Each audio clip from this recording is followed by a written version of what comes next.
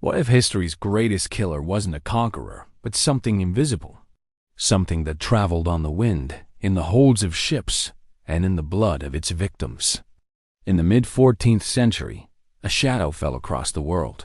A pestilence so devastating it would not just kill millions, but shatter the very foundations of civilization. It arrived without a name, but history would remember it as the Great Mortality. We call it the Black Death. This is the story of how a microscopic organism redrew the map of the human soul. Imagine a world in the early 1300s. Europe was teeming with life, its population at a peak it had never known. Great cathedrals reached for the heavens, a testament to faith and human ambition. Trade routes, like arteries, pumped goods and ideas across continents. The Silk Road connected the East and West, bringing silks and spices, but also carrying unseen travelers. Life was governed by a rigid feudal system.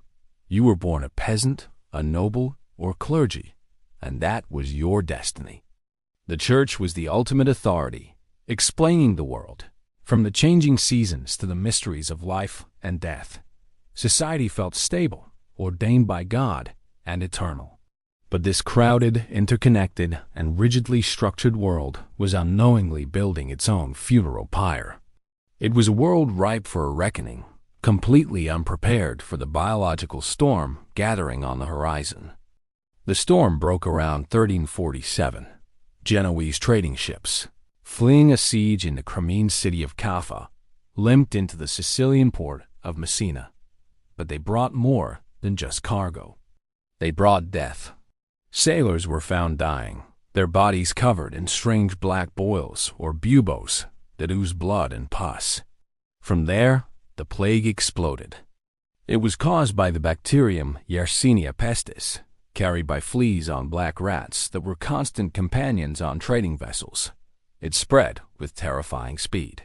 North to Italy, across France, into Spain, England, and Germany. Within 5 years, it had consumed nearly all of Europe. The world descended into chaos. Doctors in their strange beaked masks, filled with herbs to ward off the bad air, were powerless. Priests who offered last rites died alongside their parishioners. Fields lay fallow, villages became ghost towns, and the living were too few to bury the dead. People saw it as the wrath of God, a punishment for their sins. Mass graves were dug, overflowing with bodies. The air itself seemed thick with despair. In just a few years, it's estimated that the Black Death wiped out between 1/3 and 1/2 of Europe's entire population, up to 200 million people worldwide. It was an apocalypse.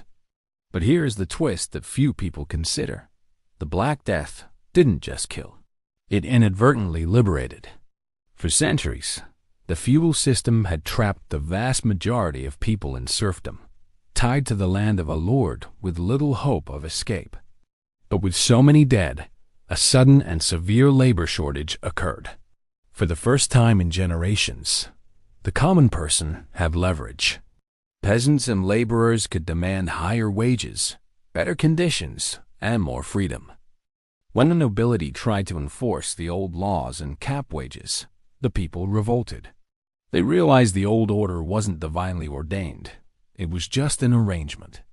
This cataclysmic event, this agent of death, had unexpectedly become an agent of social mobility and rebellion.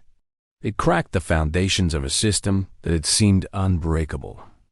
The world that emerged from the shadow of the plague was fundamentally different.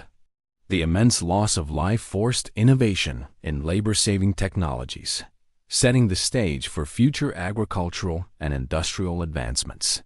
The unquestionable authority of the church was shaken. How could an all-powerful God allow such suffering? This questioning spirit planted seeds that would later blossom into the Renaissance and the Reformation. Art shifted, becoming obsessed with themes of mortality. The Danse Macabre, or Dance of Death, showed skeletons leading kings and peasants alike, a grim reminder that death is the ultimate equalizer. The plague didn't just end an era. It violently gave birth to a new one. The modern Western world, with its focus on individualism, scientific inquiry, and social mobility, was forged in the crucible of this terrible pandemic. The Black Death teaches us a profound and unsettling lesson. History is not just shaped by grand armies and noble kings, but by microscopic forces beyond our control. It reveals how fragile our societies are, but also how resilient and adaptable we can be in the face of utter devastation.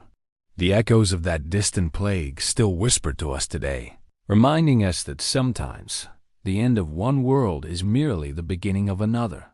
Thank you for joining us on Echoes of Time. Subscribe for more stories that history tried to forget.